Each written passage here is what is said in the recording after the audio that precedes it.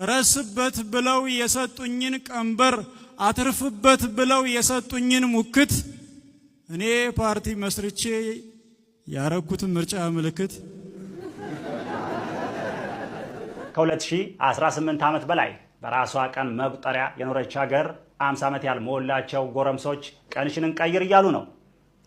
ልማትና የሰላም አየር በአሸባሪዎች እንደማይቀለበስ ቢቀለበስም መልሳ የመቀልበስ ልምዷን ተጠቅማ ሰላም ብልህነትን ትጠይቃለች። ጦርነት ግን የቂሎች መደበቂያ ናት። አሁን ንገረኝ፣ ሀገር የሚመራው በጭንቅላት ነው ወይስ በክላሽንኮቭ? ለመሆኑ በሰው ሕይወት የሚገኝ ድል ነው ወይስ ወንጀል?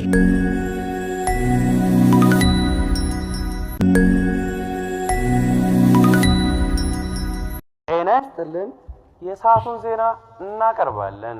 ኢትዮጵያ እያስመዘገበች ያለውን ፈጣን ልማትና የሰላም አየር በአሸባሪዎች እንደማይቀለበስ ቢቀለበስም መልሳ የመቀልበስ ልምዷን ተጠቅማ እንደምትቀለብሰው ከፍተኛ የመንግስት ባለስልጣን አስታወቁ። በተጨማሪም ያጋጠሙ ፈተናዎችን ወደ እድል በመቀየር ህብረተሰቡ ከመንግስት ጎን እንዲሰለፍ ጥሪ አስተላልፈዋል። አሁን ቀጥሎ ደግሞ የልማት ዜና የሚጥሚጣ ወፍጮ ተመረቀ የሚል ዜና ቀጥሎ ይመጣል። ተከታትሎ ነው የሚመጣው። አውቀዋለሁ። በአንጩቄ ጡቃ ወረዳ የሚጥሚጣ ወፍጮ ህብረተሰቡ የተሰማውን ደስታ ለማድረግ የተደገመ ዜና ነው። አዲስ ነው። አካሄዱን ስለማውቀው ነው። አዲስ ነው። ላይቭ እኮ ነው። መሪውን አንቄ ወራጅ አለ ብልም አይሰማም ወያለው። የመንገዱ ነገር ቁልቁለት ከበዛው ዳገት ካለ ጎበዝ ወራጅ አለ። እኔ ሰው ነኝ ከዚያም ኢትዮጵያዊ።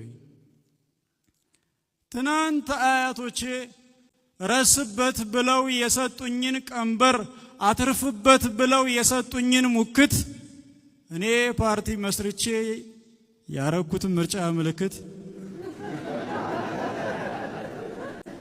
ኢትዮጵያዊ ነኝ።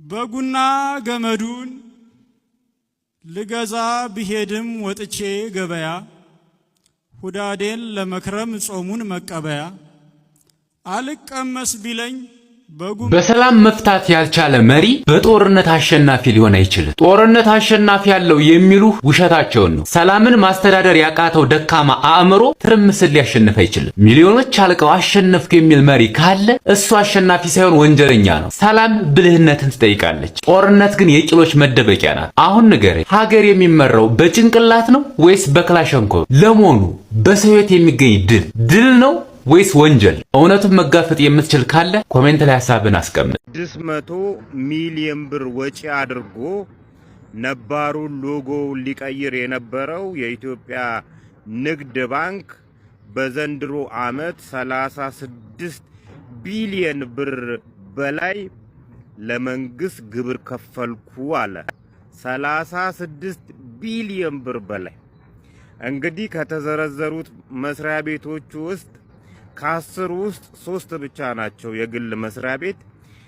ትሄዱና 10ኛ ላይ የኢትዮጵያ መንገዶች ባለስልጣን ደቅ ብላለች። 12 ቢሊዮን ብር በላይ ከፈልኩ እያለች ነው እሷ። እንግዲህ የኢትዮጵያ መንገዶች ባለስልጣን በቅርቡ 75ኛ ዓመቱን አከብራለሁ እያለ ነው። 75 ዓመት 75 የሌብነት ዓመታት ሊያከብር ነው ማለት ነው። እንግዲህ ይሄ መስሪያ ቤት በቅርቡ ፌደራል ኦዲት እንዳረጋገጠው ያልተሰበሰበ ሂሳብ በቢሊዮን የሚቆጠር እንዲሁም ተከፋይ ሂሳብ በቢሊዮን የሚቆጠር አለበት ያለ መስሪያ ቤት ነው። ይሄ መስሪያ ቤት እኔ የውጭ ኦዲተሮች አፕሩቭ አርጋችሁታል ስቴትመንቱን። ይሄ መስሪያ ቤት እኮ ግማሽ በጀተሪ መስሪያ ቤት ነው፣ ግማሽ ደግሞ በትርፍ የሚሰራ መስሪያ ቤት ነው። ስለዚህ እኔ ኢትዮጵያ መንገዶች ባለስልጣን አይቅርብኝ ነው እንጂ ይሄን ያህል ብር 12 ቢሊዮን ብር ከከፈለ አራውንድ 70% ደግሞ ትርፍ አለው ማለት ነው። ውሸት፣ በፍጹም ውሸት። ስለማቀው ነው አይቅርብኝ ብሎ ነው እንጂ ኤክስተርናል ኦዲተሮች ይሄንን ስቴትመንት አፕሩቭ አያረጉትም።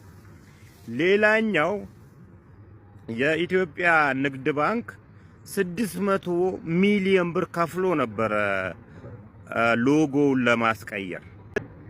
ይሄ ሎጎ ጠቅላይ ሚኒስትሩ እሴት የለውም፣ የሆነ የሚያስደስት ነገር የለውም በማለታቸው ምክንያት ነው እንዳይቀየር የተደረገው።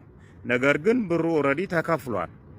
ይሄን ጥያቄ አይጠየቁም ወይ እነዚህ ሰዎች? 600 ሚሊዮን ብር የከፈሉ ሰዎች እና አቤሳኖ አይጠየቁም ወይ ብለን ብንጠይቅ ነገረኛ ያስብለን። በሳምንት 5 ቀን ሰርተንም ያላለፈልን ሰዎች አሁን ደግሞ በድጋሚ ካሉት የ2 ቀን እረፍት በተጨማሪ ሌላ ቀን የእረፍት ቀን ይሁን የሚል ጥያቄ በምክክር ኮሚሽኑ ተጠይቋል የሚል ወሬ እየሰማን ነው። በሳምንት 5 ቀንም ሰርተን አላለፈልንም። ቢቻል እንደኔ ድህነታችንን እስክናሸንፍ ድረስ በሳምንት ውስጥ ያሉት 7 ቀናት የሥራ ቀናት ቢሆኑ አልጠላም። ሃይማኖታዊ ስርዓት የሚያካሂዱ ሰዎች ሃይማኖታዊ ስርዓት የሚያካሂዱበትን ቀን መርጠው ግማሽ ቀን እረፍት ቢሰጣቸው በቂ ነው። አሁን ይሄ ጥያቄ ስለተጠየቀ ነው ወይ ይሄንን የምትለው? አንተ ሙስሊም ጠል ነህ የሚል ታርጋ ልትለጥፉብኝ እንደምትችሉ ይገባኛል። ግን እንደ ኢትዮጵያ ያለች ድህነትን እየታገለች ያለች ሀገር ዜጎቿ በሳምንት 7 ቀን ራሱ ሰርተው ቢያልፈላቸው ጥሩ ነው። ስለ እረፍት ቀናት ጠግበን ከበላን በኋላ ሀብታም ከሆን በኋላ ወደፊት ብናስበው የሚል ሐሳብን ያለኝ እኔ። በሳምንት ያሉትን 7ቱንም ቀናት በስራ ብናሳልፍ ሃይማኖታዊ ስርዓት ያላቸው ሰዎች በሳምንቱ ካሉት ቀናቶች ውስጥ የራሳቸውን ቀናት መርጠው በእነዛ ቀናት ውስጥ የግማሽ ቀን እረፍት ቢሰጣቸው በቂ ነው። ከዛ በዘለለ ኢትዮጵያዊ አርፎ የእረፍት ቀናት ተሰጥቶት ምንም የሚያመጣው ለውጥ የለም። የምንሰራው ስራ ካለ የሳምንቱ 7 ቀናቶች የስራ ቀናት ነው መሆን ያለባቸው። እንደውም በዚህ ሁኔታ ድህነታችንን ለማሸነፍ በምናደርገው ጥረት ፈጣሪም ይቀየመናል ብዬ አላስብም። ሜቢ ኮሚሽኑ ተወያይቶ ካጸደቀ 3ኛ የእረፍት ቀን ኢዝ ሎዲንግ። ስለዚህ ቫኬሽን እረፍት ምናምን የምትወዱ ሰዎች 3ኛ የእረፍት ቀን ሊጨምርላችሁ ስለሚችል ተስፋ ብታደርጉ ጥሩ ነው። የኔን አመለካከት ከጠየቃችሁኝ ግን እንደ ኢትዮጵያ ላሉ ደሃ ሀገራት የእረፍት ቀን አይደለም የሚያስፈልጋቸው፣ ተጨማሪ የስራ ቀን፣ ተጨማሪ ስራ ሰርተው ተጨማሪ ገቢ የሚያገኙበት ተጨማሪ የስራ ቀናት እንዲኖሩ ነው የምፈልገው። የሃይማኖት ስርዓት፣ የአምልኮ ስርዓት በተወሰኑ ሰዓታቶች የተገደበ ነው። ስለዚህ በቀናቶቹ ሰዓታትን ገድቦ በመስጠት ሃይማኖታዊ ስርዓቶችን ማካሄድ ይቻላል፣ ሌላ ተጨማሪ የሃይማኖት ፉክክር ውስጥ ካልገባን በስተቀር። ስለዚህ ለኢትዮጵያውያን ተጨማሪ የእረፍት ቀን መስጠት ማለት ከነበርንበት አብሶሉት ፖቨርቲ ወደ ከፋና ሌላ ደረጃ ወዳለው አብሶሉት ፖቨርቲ ነው የምንሄደው። ስለዚህ ኮሚሽኑም ለኢትዮጵያ የሚያስብ ከሆነ 3ኛ የእረፍት ቀን ከመፍቀድ ይልቅ በሳምንት ውስጥ ያሉትን 7ቱንም ቀናቶች የሥራ ቀናት እንዲያደርግ የራሴን ሪኮመንዴሽን ማቅረብ እፈልጋለሁ። ይሄ የኔ ሐሳብ ነው፣ የግለሰብ ሐሳብ። ይመቻችሁ። መቀበል ስለማይፈልግ ያቀራረብ መንገዴ ይሄ ነው። አፈወርቅ ተክሌን የሚያክል ፈረንሳይ ተለምኗል። አፈወርቅ ተክሌ ሲል ፒካሶ ከሆነ አንተ ለምን ትሄዳለህ ኢትዮጵያ ውስጥ? ሀገሬ ነው የምሄደው ብሎ ነው የመጣው። እዚህ መጥቶ የአፍሪካ ህብረትን ያን ስዕል ሲሰራ ተከራካሪ፣ ሌላው ተፎካካሪ ሰዓሊ ጣሊያናዊ ነበረ። ጣሊያናዊ በመሆኑ ነው እልህ ውስጥ ገብቶ ሌላ አድዋ ብሎ ተፋልሞ የአፍሪካ ህብረትን ያን የሚያምር ስዕል የሰራው አፈወርቅ ተክሌ። አገራችን ውስጥ ግን ያሉት ካድሬዎች አንደኛ ክፍያውን 2 ዓመት አዘግይተውበታል። ሁለተኛ ጋና kwame nkrumah የጋናን ፓርላማ እንዲሰራ ጥሪ ሲያቀርቡለት እዚህ አልፈቀዱለትም።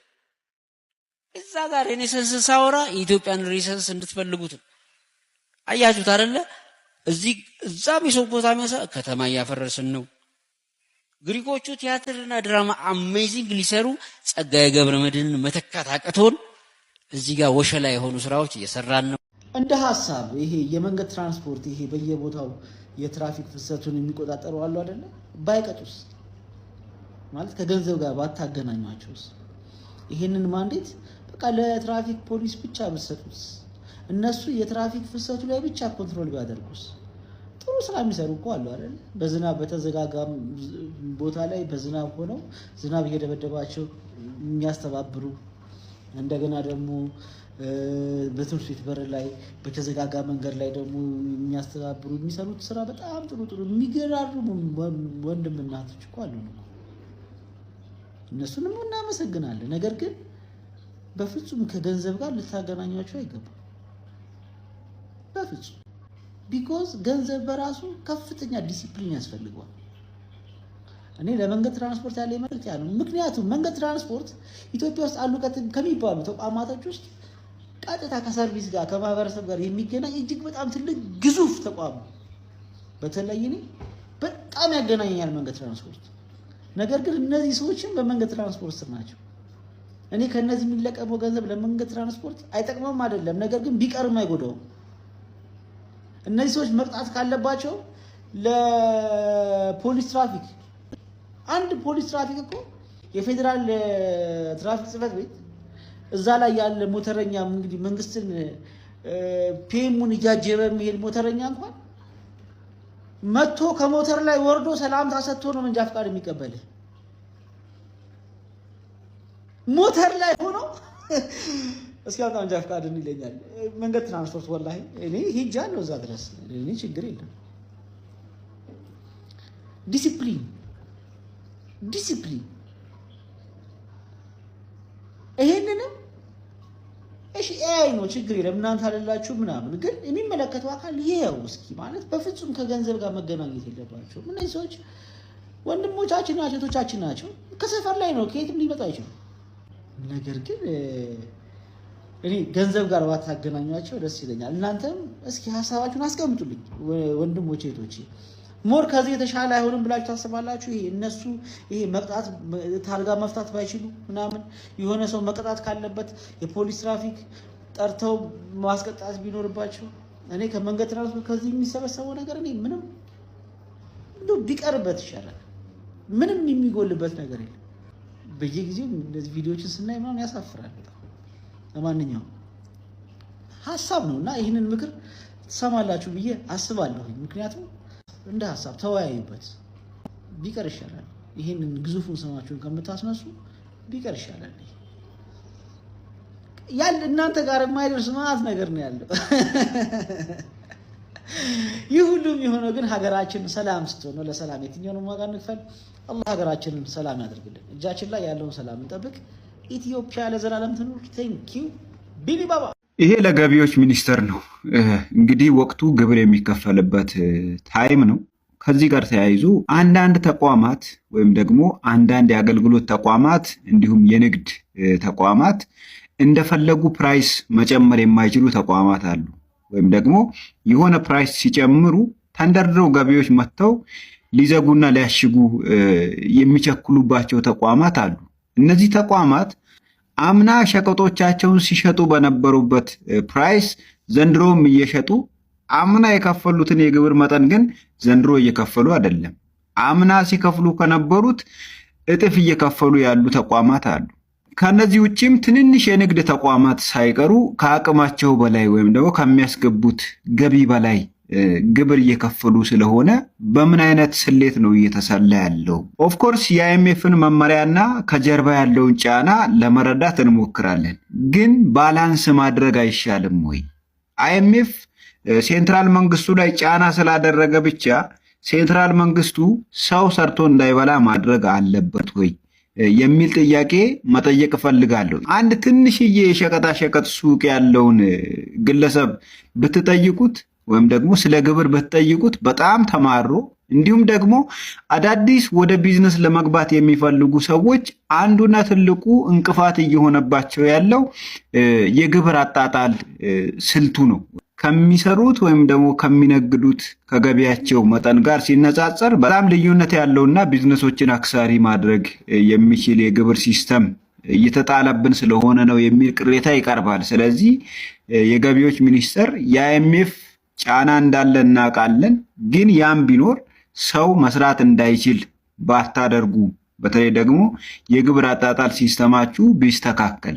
ይህንን ስል ሁሉንም ቢዝነስ ላይ ያሉ ተቋማትንም ግለሰቦችንም ይጨምራል። ከዚህ ውጪ ደግሞ የመንግስት ሰራተኛው ከሚያገኘው ደሞዝ 35% ግብር ይከፍላል፣ 7% ጡረታ ይከፍላል።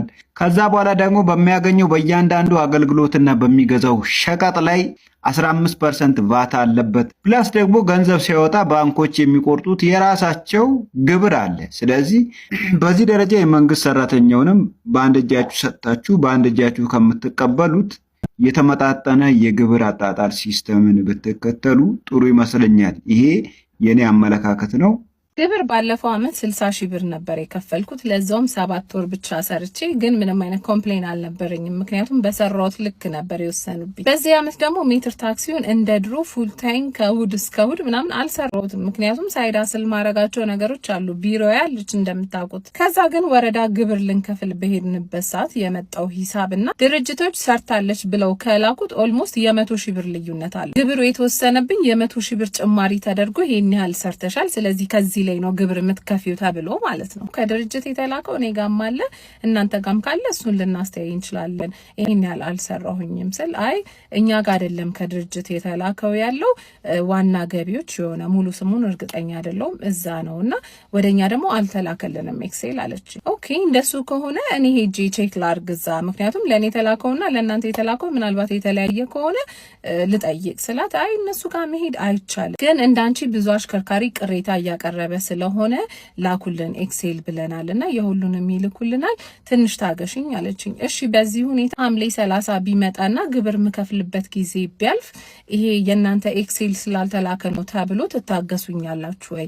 ቅጣት ውስጥ አልገባም ወይ ስላት አይ እንደዛማ የለም ካለፈ ቅጣት ነው አለች። አንደኛ ተጠያቂነት ያለው ስራ ነው መሰራት ያለበት ብዬ አስባለሁ። አይደለም ከሰራ ነው በላይ በሰራ ነው ልክ ለመክፈል እንኳን ከባድ ነው። በዚህ ሰዓት ሜትር ታክሲ ስራ ላይ ተገቢ የሆነ ክፍያ እንኳን እየተከፈለን አይደለም።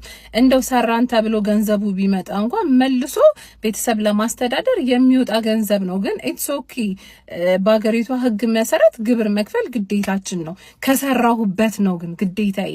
እንዴ ይሄን ያህል ሰርተሻል ተብሎ በግምት ሊጣልብኝ አይገባም አይደለ? ቁርጥ ግብር ከሆነ በግምት ራሱን የቻለ ለብቻው ነው።